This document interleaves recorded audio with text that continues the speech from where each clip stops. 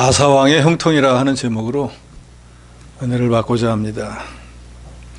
사람은 살아가면서 누구든지 다 잘 되기를 원합니다. 형통이란 말은 막힌 것이 없이 모든 것이 통한다. 이 일을 하면 이 일이 잘 되고 저 일을 하면 저 일이 잘 되고, 저도 여러분도 다 그런 복을 받기를 원합니다. 그러나 누구나 그런 복을 받지는 못하는데 오늘 본문에 나오는 아사왕은 그런 복을 누리게 되었습니다. 아사의 아버지였던 아비야가 죽고 난 뒤에 유다의 제3대 왕으로 오늘 본문에 나오는 아사가 왕위에 올랐습니다. 이 사람은 41년 동안이나 유다 나라를 다스리는데 아주 선하고 믿음이 있는 왕이었습니다. 그래서 하나님의 법을 아주 어기지 않고 잘 지키고, 하나님이 제일 싫어하는 우상은 다 내버리고 백성들을 평안하게 살게 했기 때문에 이 아사가 왕위에 오른 주전 910년에서부터 900년까지 10년 동안은 유다 나라는 전쟁으로 인한 공포가 없었습니다. 그런데 바로 유다 나라 위에 있는 북왕국에서는 여로보암, 나답, 아비야 세 왕이 바뀌는 그런 변화가 있었습니다. 아사는 그대로 왕이 있는데 북왕국은 그 10년 동안에 전쟁 한 번 없이 평안할 때 3번씩이나 나라가 뒤집히고 난리가 났습니다. 그러면 아사는 어떻게 했길래 이렇게 형통한 복을 받았을까? 오늘 우리도 이 아사가 복받은 비결을 잘 보고 깨달아서 올 한 해는 말할 것도 없이 새로운 해에는 우리도 아사처럼 형통한 복을 누리는 저 여러분이 되어야 될 것입니다. 첫째로는 평안할 때 하나님을 전심으로 섬겼다는 것입니다. 평안할 때 하나님을 전심으로 섬긴다. 쉽지 않습니다. 사람은 본래 타락해서 걸어다니면은 말 타고 싶은 마음이 있고, 말만 타면 너무 좋겠다. 그런데 말을 떡하니 타고 나면은 말 곱비 잡는 게 귀찮았고, 누가 이거 견마를 좀 잡아주면 좋겠다. 이게 사람의 심보잖아요. 걸어다닐 때는 좀 앉기만 하면 좋겠다. 앉으면은 눕고, 누우면 자고 싶고, 점점 더 편한 걸 원하는 게 인간이 만족을 모르거든요. 저도 여러분도 마찬가지입니다. 좀 어렵고 힘들면은 하나님께 좀 매달리기도 하고 간구하기도 하고 하나님 의지하려고 애쓰다가 하나님이 이런저런 복을 줘서 평안해지면은 바빠서 기도 못합니다. 아이고 갈 데가 많아가지고 예배 참석 못합니다. 이래저래 빠지는 사람들이 많습니다. 그런데 아사는 하나님이 복 주어서 평안할 때 하나님을 전심으로 섬겼다는, 이게 쉽지 않은 일이거든요.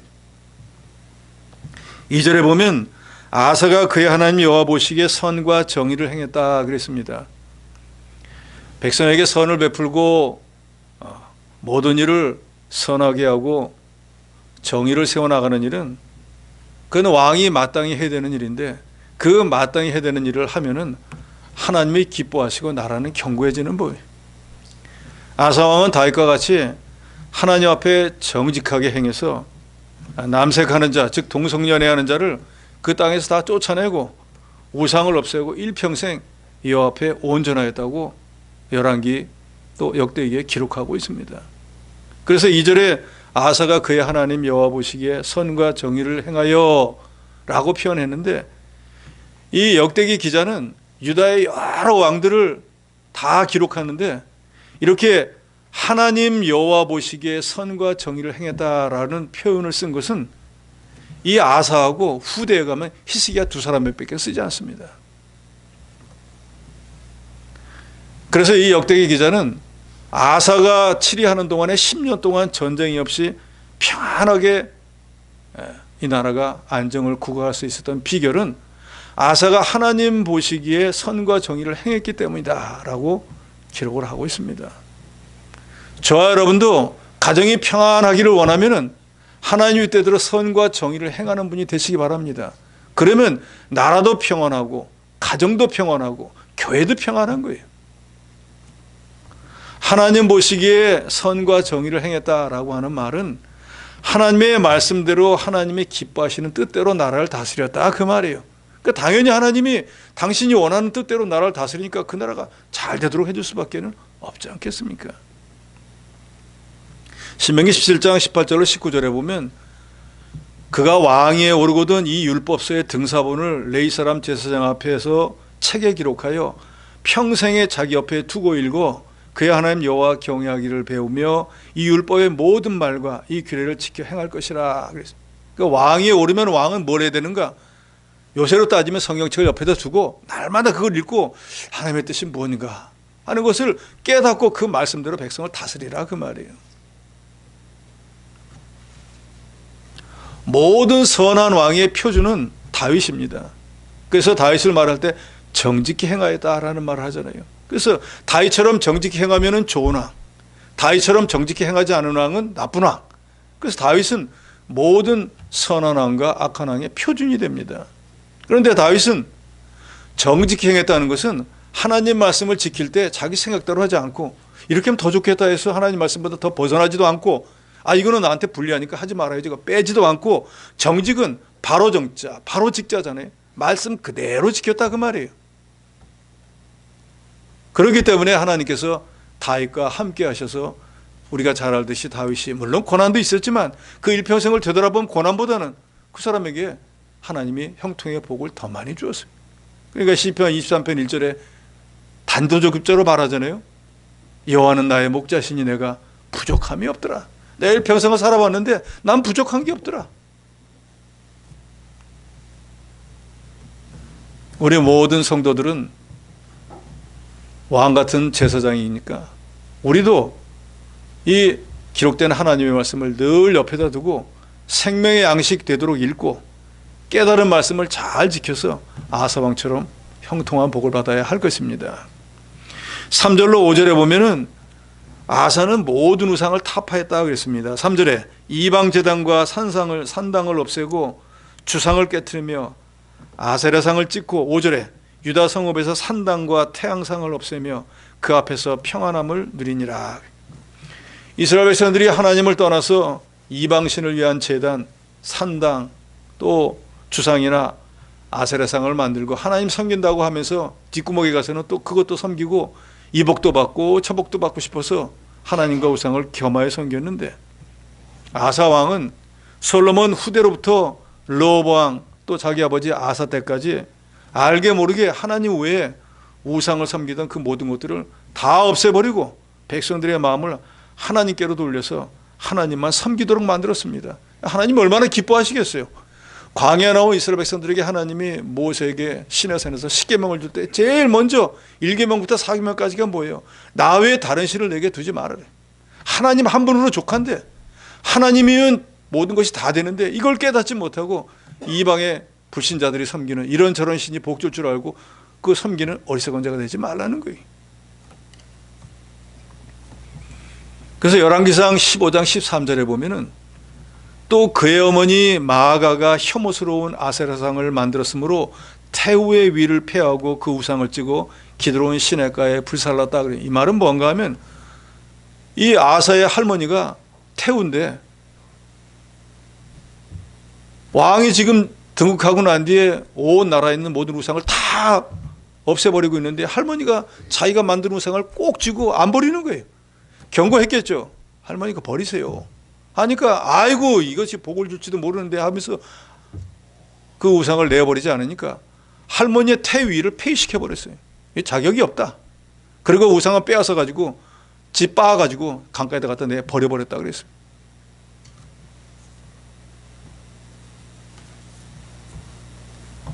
아사의 어머니가 일찍 세상을 떠났으니까 그 할머니가 대신 아사를 기르면서 태우가 돼가지고 실권을 장악하고 우상을 섬겼는데, 아사는 하나님 앞에 선과 정의를 행하고 정직히 행하는 자이기 때문에 할머니가 되었든 누가 되었든 인정사정 보지 않고 우상을 섬기면은 할머니만 망하는 것이 아니라 그 주변에 있는 모든 사람, 유다까지도 다 망하게 만들 것이기 때문에 인정으로 볼 때는 그렇게 할 수 없지만 하나님과 백성을 위해 가지고 태위를 폐하고 우상을 없애버렸습니다. 그러니까 하나님이 볼 때 얼마나 마음이 시원했겠어요. 역대기전에서 기록합니다. 여호와 보시기에 선과 정의를 행했다. 이런 사람이 없으니까요. 저도 여러분도 가끔은 그러잖아요. 나하고 좀 친한 사람 있으면 눈 감아주고 막 그럴 수도 있지. 딴 사람도 다 그런데 하고 넘어가는데 하나님 앞에서는 그게 안 된다는 거예요. 예수께서도 그런 말씀하잖아요. 숨기운 것이 나타나지 않을 것이 없고 감추인 것이 드러나지 않을 게 없는 거예요. 다 드러나게 되어 있는 거예요. 코람데오라고 하는 말이 있지 않습니까? 하나님 앞에서, 우리는 하나님 앞에서는 숨기지를 못합니다. 우리가 잘 아는 성경 말씀처럼 하나님은 심장, 폐부, 골수 다 꿰뚫어 봐요. 사람들은 이 사람이 무슨 생각하는지 몰라도 하나님은 다 알고 계세요. 그 앞에서는 뭘 감춘다는 게 감출 수가 없습니다. 예수님이 마태복음 12장 48절로 50절에 이런 말씀을 합니다. 누가 내 어머니며 내 동생들이냐? 손을 내밀어 제자들을 가리켜 이르시되 나의 어머니와 나의 동생들을 보라.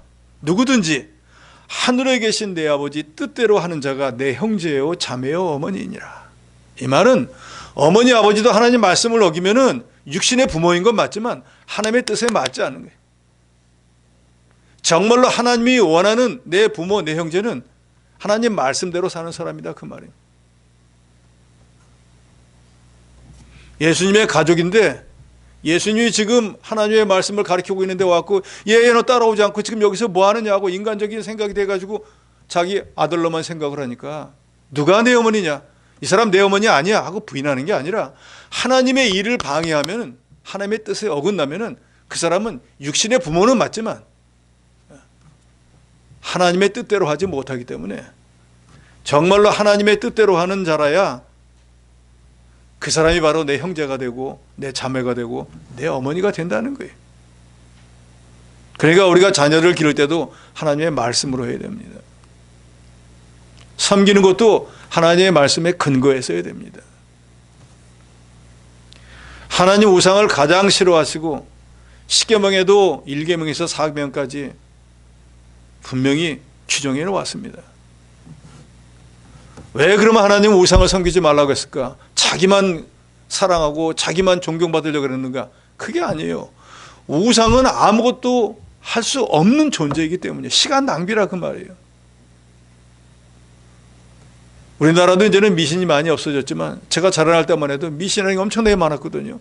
그래서 뭐 아이를 낳으려면 무슨 삼신할머니한테 가서 빈다나 그러대. 삼신할머니가 어디 있는지도 모르겠고 또 아니면은 시골 사람들은 무슨 큰 바위 같은 데 가가지고 비나이다 비나이다 하면서 뭐 아들을 달라고 하는데 바위한테 아들 달라고 하면 어떤 아들 줄 것 같아요? 석두 같은 거 주겠죠. 줄 수도 없거니와 줘도 자기 같은 것밖에 더 주겠냐고요.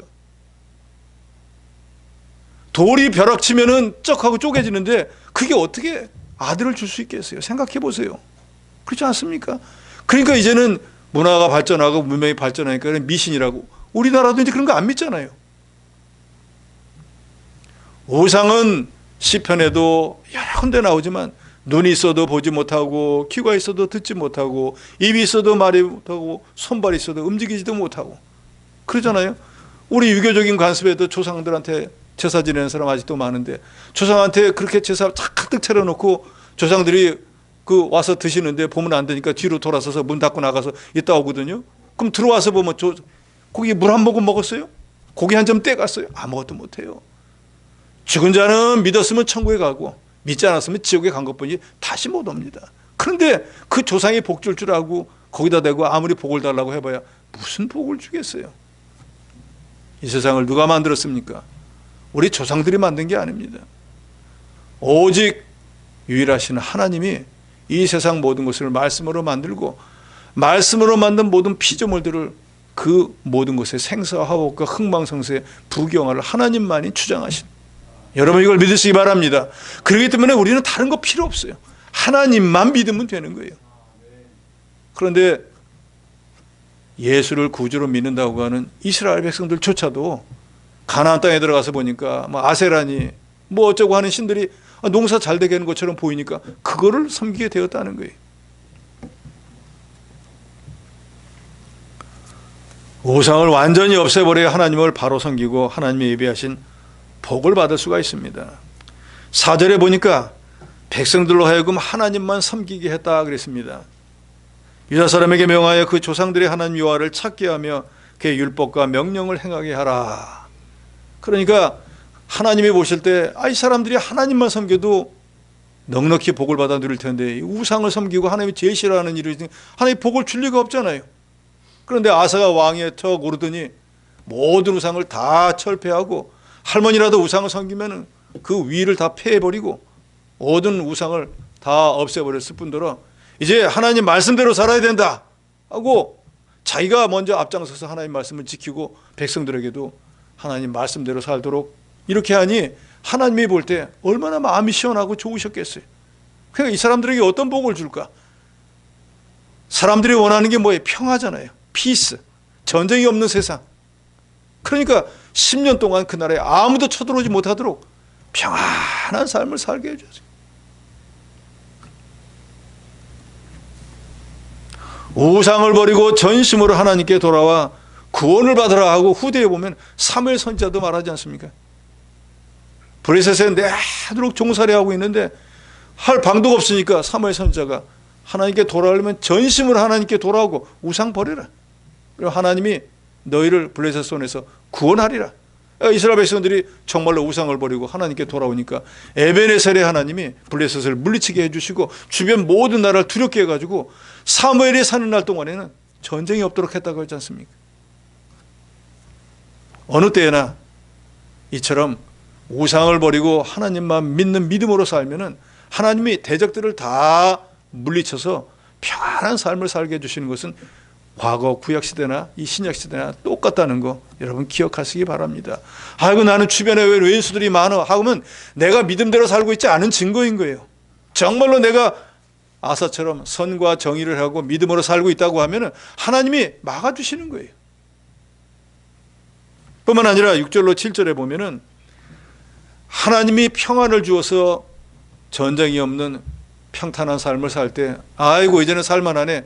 여기저기 구경도 좀 다니고 그동안에 못했던 것도 좀 하고 이것저것 해봐야겠다 하는 것이 아니라 그럴 때 더욱 장래를 대비해서 미래를 대비해서 믿음 생활을 더 철저히 했다는 거예요. 6절에 보면 여호와께서 아사에게 평안을 주셨으므로 그 땅이 평안하여 여러의 싸움이 없은지라 그가 견고한 성읍들을 유다에 건축하니라.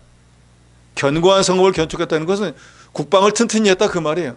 다음에라도 혹시 대적들이 쳐들어올지 모르니까 지금 평안할 때 전쟁이 막 났고 쳐들어오면 언제 성읍을 쌓겠어요. 근데 지금은 평안하니까 물자를 동원해가지고 장래를 미리미리 대비했다 그 말이에요. 유비무환이라고 하지 않습니까? 미리 준비한 사람은 걱정이 없는 거예요. 7절에 아사가 일찍이 유다 사람에게 이르되 우리가 우리 하나님 여호와를 찾았으므로, 이 말은 우리가 우상을 버리고 이제 하나님만 전심으로 믿는 사람이 되었으므로 이 땅이 아직 우리 앞에 있나니, 즉 우리가 대적들에게 침범당하지 않고 제적에게 우리 땅을 빼앗기지 않고 우리가 하나님 주신 땅에서 복을 누리고 살고 있다 그 말입니다. 뿐만 아니라 우리가 이 성읍들을 건축하고 그 주위에 성과 망대 문과 빗장을 만들자 우리가 주를 찾았으므로 주께서 우리 사방에 평안을 주셨느니라. 이 말이 중요한 거예요. 한번 따라해 보시기 바랍니다. 우리가 주를 찾았으므로 주께서 우리 사방에 평안을 주셨느니라. 바로 이 말씀이에요. 우리가 주를 찾았으므로, 주님을 의지하였으므로 주께서 우리를 만나주시고 사방의 대적들을 막아주셨다는 거예요. 이 말은 거꾸로 뭐예요? 우리가 주를 떠나면 대적들이 우리를 바보로 여기고 와서 우리를 집어삼킨다는 거예요. 그러니까 우리가 주를 찾는 백성이 되어야 됩니다. 어떨 때요? 평안할 때 주를 찾는 백성이 되어야 돼요. 평안할 때 노라리 다니고 평안할 때 나 하고 싶은 거 하는 게 아니라 평안할 때 주를 찾는 백성이 되면은 내가 주를 찾은 것만큼 주님이 나를 평안하게 해주시는 거예요. 안전한 길로 행하게, 형통한 길로 인도해 주신다는 거 여러분 믿으시기 바랍니다. 신앙생활도 법을 알아야 됩니다. 뭘 모르고 하면 안 돼요. 어떻게 믿어야 되는지를 알고 어떻게 형통한 길로 가는지를 알고 믿고 행해야 됩니다. 이제는 저와 여러분은 정말로 배울 만큼 배웠잖아요. 말씀을 들을 만큼 들었잖아요. 이제는 행해야 됩니다. 머리만 무거워가지고는 안 돼요. 머리에 들은 걸 실제로 행해서 복을 받아야 돼요. 우리가 주를 찾았으므로 주께서 우리 사방에 평안을 주셨느니라 하고 그들이 성읍을 형통하게 건축하였더라 그랬어요. 환난에 잘 대비하고 있으니까 이제 전쟁이 난다고 해도 무슨 걱정이겠어요. 다 준비한 사람에게는.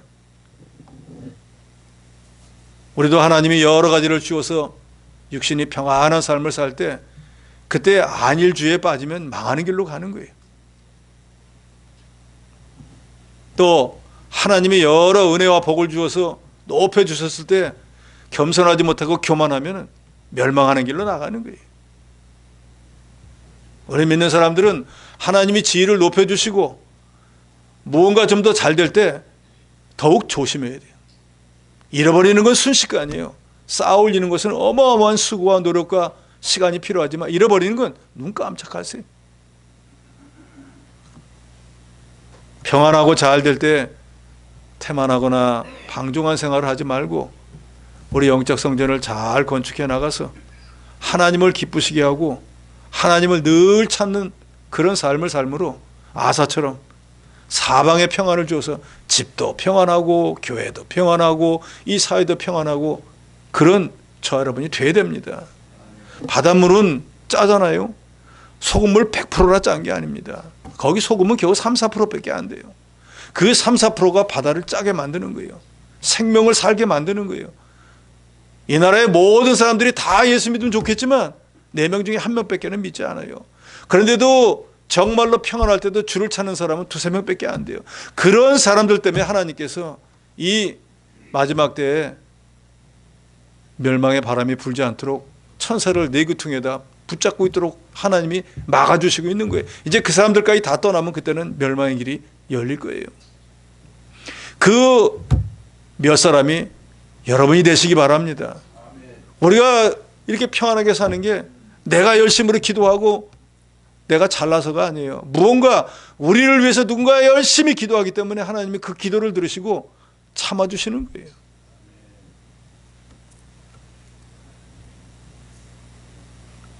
역대하 25장에 보면은 아마샤라고 하는 유다 왕이 나오는데 사람 전쟁에 나가려고 하니까 자기 군대가 너무 약한 거예요. 숫자가 부족한 거예요. 그래서 이거 안 되겠다 해가지고 북왕국하고 원수로 지냈는데 북왕국에다 돈을 주고 너희 군대를 좀 용병으로 우리가 좀 샀게 해가지고 군대를 빌려왔습니다. 그래가지고 대적과 싸우러 나가려고 하니까 하나님의 선지자가 왔고 안 됩니다. 아니 우리는 다윗의 후손으로 하나님 말씀대로 사는 그런 나라인데 어찌 저 북왕국처럼 우상을 겸하여 섬기는 나라에 군대를 빌려 갖고 와서 같이 전쟁 나가면 되겠습니까? 돌려보내세요 하니까 왕이 난처했습니다. 돈 많이 주고 빌려왔는데 돌아가라고 하면 돈 안 돌려줄 텐데 하니까 선지자가 하나님이 그보다 더 많이 줄 수 있으니까 아무 생각하지 말고 돌려보내세요 하니까 아마샤가 돈도 아깝고 이 군사를 돌려보내면 전쟁에 질 것 같은데 하나님의 선지자가 와서 자꾸 뭐라고 하니 말을 안 들을 수도 없었고 돌려보내고 큰 손해가 났습니다. 그런데 세일 자손과 전쟁에 나가는데 하나님께서 도와주었고 대승을 거두었어요. 그리고 그 세일 자손들이 전쟁에 싸우려고 가지고 나왔던 엄청난 무슨 식량 여러 가지 금은 보화를 보니까 그 용병 빌려오려고 지출했던 돈보다 더 많이 거두었어요. 그러니까 이게 이 내가 좀 힘이 있네. 이거 전쟁에 이렇게 승리하니까 이렇게 엄청난 유익이 생기는구나 하고 다시 전쟁에 승리하고 돌아오는데 그 세일 자손들이 자기들 섬기는 우상을 들고 와서 이길 줄 알고 나왔다가 전쟁에 패하니까 다 두고 도망가 버렸습니다. 그런데 이스라엘 백성들이 오히려 그 우상을 들고 와서 섬기는 거예요. 그러니까 하나님의 선지자가 왔고 이거 하나님의 은혜로 전쟁에 승리했는데 우상을 섬기면 되겠습니까? 이거 버리라고 하시고 하니까 아마샤가 얼굴이 싹 변해갖고 내가 언제 너를 내 모사로 삼았냐? 내가 내 참모 아니잖아. 왜 나한테 와서 이래라 저래라 하는 거야? 맞을래? 입 다물으라고 하고 멸시했습니다. 그러니까 선지자가 말합니다. 하나님이 이 사람을 버렸구나. 그리고 돌아가 버리고 난 뒤에 기고만장을 해가지고 북왕국 이스라엘에 군대 빌려왔는데 내 돈 안 갚았지 하고 이스라엘 왕에게 선전포고를 합니다. 내가 지금 세일 자손하고 싸워도 이긴 사람이야. 니까지 건 아무것도 아니야. 전쟁포고 선전포고를 했습니다. 그러니까 북왕국 이스라엘 왕이 내가 그 싸움에서 좀 이겼다고 너무 교만한데 그냥 내 자리나 지키고 있어 하고 권면했는데 그 말 안 듣고 그 여인이 나가서 전쟁했다가 이스라엘에게 대패를 했습니다. 예루살렘 성이 다 무너지고 자기까지 포로로 잡혀가고 북왕국에서 10년 동안 옥살이를 하다가 하나님의 은혜로 되돌아오게 돼. 교만하면 이처럼 망하게 된다는 것을 보여줍니다. 아사는 평안할 때 만반의 준비를 잘해서 자기 아버지 바로 아비야 때는 군사가 40만 밖에 없었어요. 그런데 오늘 본문에 보면은 8절에 아사의 군단은 유다 중에서 큰 방패 창 잡은 자가 30만, 베냐민 중에서 28만, 그러니까 전체 유다 전쟁할 수 있는 군사가 58만 명이었습니다. 그러니까 평안할 때 장례를 대비하고 미리미리 준비했기 때문에 아버지 때는 군사가 40만이었는데 아들이 때는 아사 때는 58만까지 군사가 늘어났어요. 아사가 평안할 때 전심으로 선과 정의를 행하고 우상을 타파하고 백성들로 하나님만을 섬기게 함으로 하나님께서 사방에 평안을 주시고 나라를 부강하게 만들었습니다. 그러니까 우리도 평안할 때 하나님을 전심으로 섬겨서 형통한 길을 걸어가는 저 여러분이 되어야 되겠습니다. 둘째로는 환난의 때 하나님을 더욱 의지하였다는 거예요. 이게 사실은 쉽지가 않습니다. 여기 계신 여러분들도 나름 믿음이 있다 하고 신앙생활 했다 하고 하나님 의지한다고 하다가 정말로 인간이 감당하기 어려운 일을 만나면 그때 하나님을 더욱 의지하는 게 아니라 사람 이 사람 저 사람 찾아다니고 인간으로 할 수 있는 일을 열심으로 합니다. 그러잖아요. 육신의 질병이 들었다. 제일 먼저 하나님께 나와서 기도하는 것보다 용하다는 의사 찾아갑니다. 누가 들으니까 어느 의사가 좋대 어디가 좋대 하면 그 말은 들어도 하나님께 나와서 간구하는 사람은 별반 없습니다. 그런데 생명을 누가 주셨습니까? 누가 생명을 주장합니까? 의사가 주장 못합니다. 그렇게 모든 사람이 이거 먹고 저거 하면은 건강하게 살 것 같던 사람도 자기 건강도 못 지키고 세상을 떠났어요. 의사가 아무리 용하고 화타가 아니라 뭐 그보다 더한 사람이 와도 하나님이 정해놓은 생명을 1분 1초도 연장하지 못합니다. 그러나 성경에 하나님께서 믿음으로 사는 자의 생명을 연장해 준 기록은 수없이 많습니다. 우리 주 예수 그리스도를 비롯한 여러 선지자들도 죽은 자를 살린 기록도 기사도 많이 있습니다. 어떤 의사도 죽은 자를 다 살리지 못했어요. 문둥병을 낫게 하지 못했습니다. 그러지만 우리 주 예수 그리스도께서는 말씀 한마디로 병을 낫게도 하고 죽은 자를 살리기도 했습니다. 왜요? 하나님이시기 때문에. 생명이 하나님께 있는 줄 알아야 됩니다. 그러니까 정말로 우리가 육신의 질병이 들고 죽을 위기에 놓였을 때 제일 먼저 하나님을 찾으셔야 돼요. 여러분도 잘 아는 우리 같이 신앙생활했던 어느 집사님이 있을 거예요. 그분 갑자기 병원에 가보니까 유방암 진단받았거든요. 그래서 원자력병원에 가서 수술하려고 하니까 석 달인가 넉 달 기다리라는 거예요. 그때 온 교회가 기도했습니다. 하나님, 실은 급한데 이거 하나님 빨리 수술 받을 수 있게 해드립니다. 온 교회가 기도했어요. 갑자기 병원에 전화 왔어요. 앞순번에 있던 어떤 사람이 하나 빠졌다고 당신 거기 들어오라고. 우연한 일처럼 보입니까? 재수가 좋아요? 아니라니까요. 기도하니까 하나님이 그 어떤 사람을 하나 빼고 넣어준 거예요. 그래서 그 사람 여러분도 다 아실 거예요. 완치됐어요. 근데 지금 결과가 어떻습니까? 아예 하나님을 떠나버렸어요. 그래서는 안 되죠. 평안할 때도 하나님을 찾지만 어렵고 힘들 때 하나님의 은혜를 받았으면 더욱더 하나님을 찾아야죠. 아사가 왜 훌륭한 왕인가? 환난의 때 하나님을 의지했다는 거예요. 말이 쉽지 이게 쉬운 일이 아니거든요. 어떤 환난이 왔는가? 9절에 보니까 구스 사람 세라가 유다를 치려고 해서 군사 100만 명, 병거 300대. 병거는 지금으로 치면은 전차 같은 거잖아요. 탱크 같은 걸 300대, 거기다가 군사가 100만이에요. 근데 방금 전에 우리가 상고했지만 유다는 전쟁에 나갈 만한 병사가 58만이었어요. 그럼 제가 여러분에게 묻습니다. 100만과 58만이 싸우면 누가 이길까요? 바보 천치가 아니면 답을 알고 있을 거예요. 누가 이깁니까? 당연히 구수가 이깁니다. 전쟁 해볼 것도 없어요. 2대1인데 어떻게 이깁니까? 안 되겠다. 항복하자. 안 되겠다. 백성들은 싸움하라 그러고 나는 뒤로 도망가 버리겠다. 방법이 몇 가지 있을 거예요. 예수님께서 누가복음 14장 31절에 보면 이런 말씀을 합니다. 어떤 임금이 다른 임금과 싸우러 갈 때 먼저 앉아 1만 명으로서 저 2만 명을 거리고 오는 자를 대적할 수 있을까? 헤아리지 않겠느냐? 사람마다 다 그런 거예요. 나는 병사가 10,000명인데 저게 2만 명이 온다.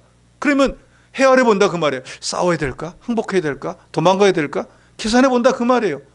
아사도 계산해 봤겠죠. 우리 군대는 58만이야. 근데 상대는 100만이야. 어떻게 해야 될까? 항복할까? 내가 도망을 가버릴까? 이거 어떻게 해야 될까?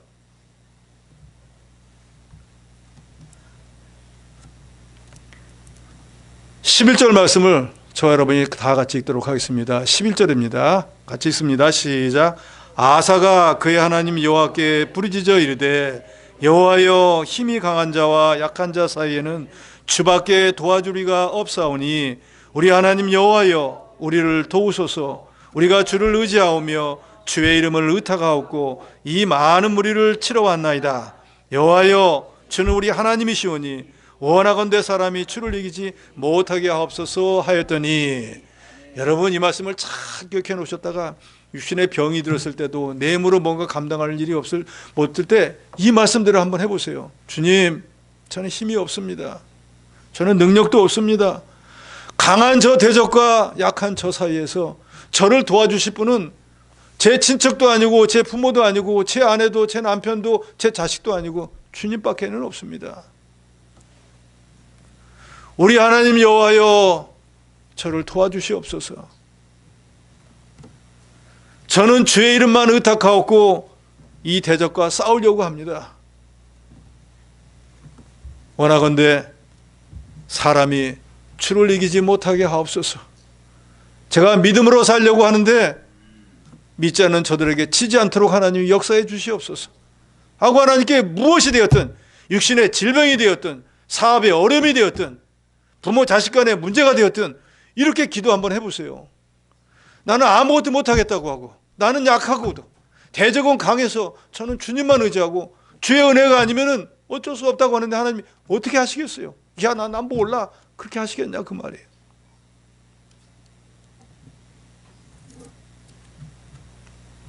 강한 자와 약한 자 사이에서는 주님밖에는 도와줄 사람이 아니죠. 주님밖에는 없습니다. 그래서 영어 성경 NIV는 이렇게 번역을 했습니다. 강한 자를 대항하여 힘없는 자를 도우시는 당신과 같은 이가 아무도 없나이다. 킹 제임스 성경은 또 이렇게 번역했어요.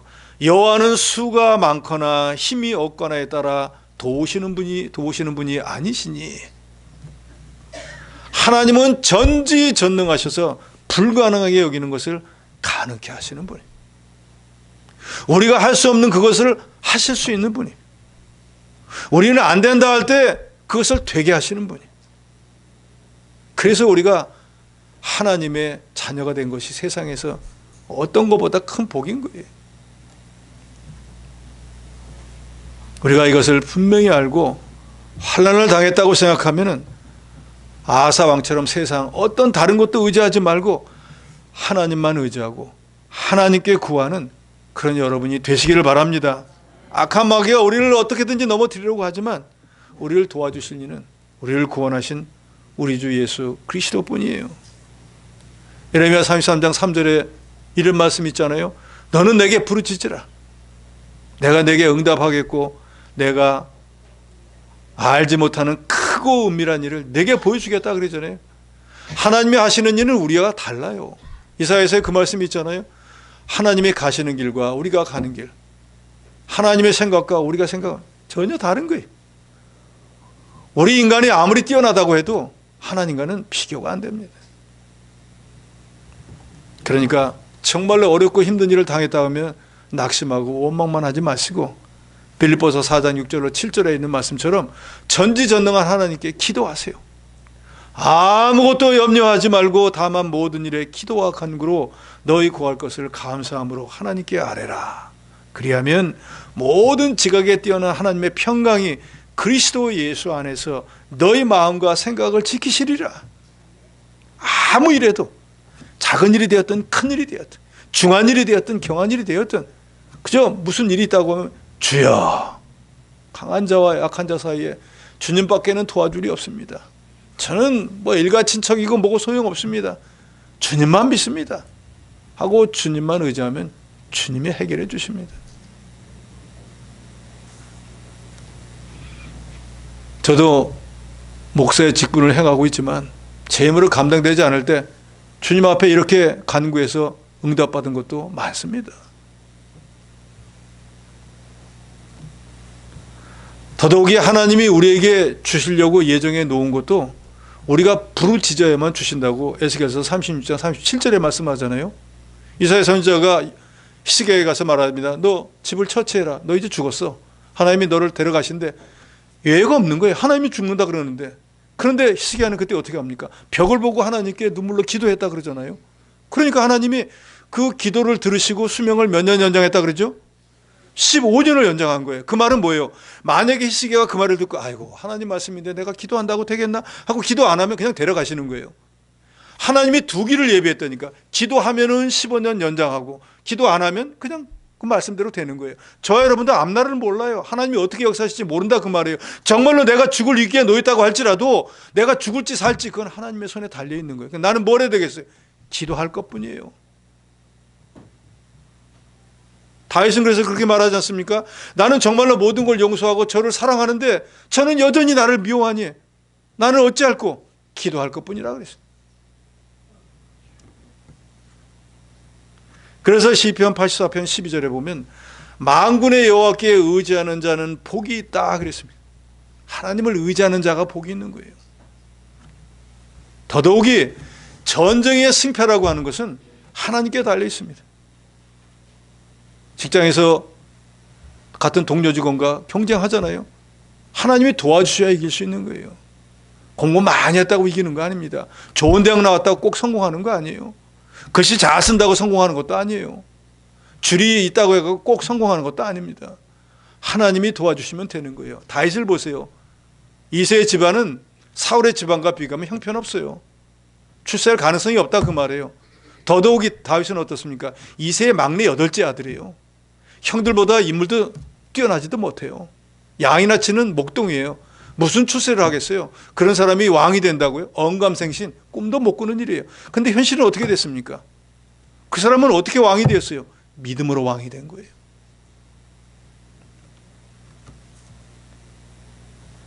아사 왕이 전적으로 하나님을 의지하고 하나님께서 대적을 손에 붙여서 승리할 것을 믿고 나가니까 그 믿음대로 하나님께서 도와주셔서 전쟁에 승리했다고 오늘 본문에 나오죠. 12절에 여호와께서 구스 사람들을 아사와 유사 사람들 앞에서 치시니 그 사람이 도망했다.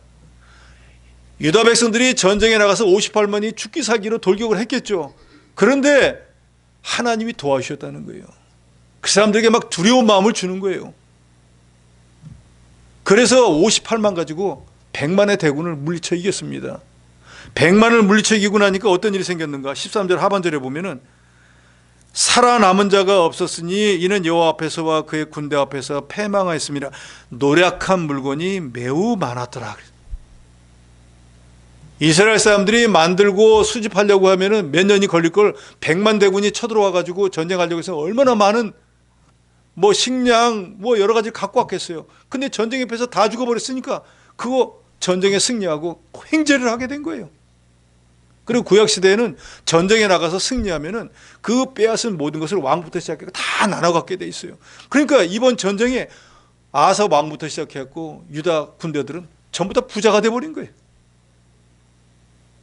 자, 환란의 때에 인간을 의지하지 않고 하나님만 의지하고 하나님의 도우심을 받았더니 전쟁에서 망해서 패한 것이 아니라 전쟁에 승리하고 오히려 개인적으로 더 복을 받게 되었어요. 즉 우리도 우리 하나님을 의지해서 시험을 잘 이기면은 그 시험 뒤에 예비된 일은 큰 복을 받게 되는 거예요.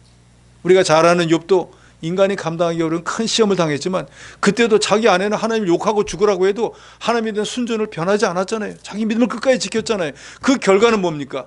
성경 기록하고 있잖아요. 모년에 갑절의 복을 받았다.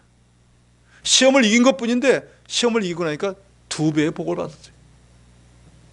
지금 여러분이 혹시 이렇게 어려운 형편에 있다든지 감당하기 쉽지 않은 시험을 만났다고 하실 때도 두려워하지 마세요. 강한 자와 약한 자 사이에 여러분을 구원하고 도와주실 분은 하나님만 계신 줄 알고 하나님만 의지하고 하나님으로 모든 문제를 해결받으시기 바랍니다. 그러면 마치 아사가 구수군대를 이기고 엄청난 재물을 획득한 것처럼 하나님이 그 환난 뒤에 예배하는 큰 복을 받으셔서 아이고 하나님이 이걸 우리에게 주시려고 이런 고난을 주셨구나 하고 분명히 오히려 감사하게 될 것입니다.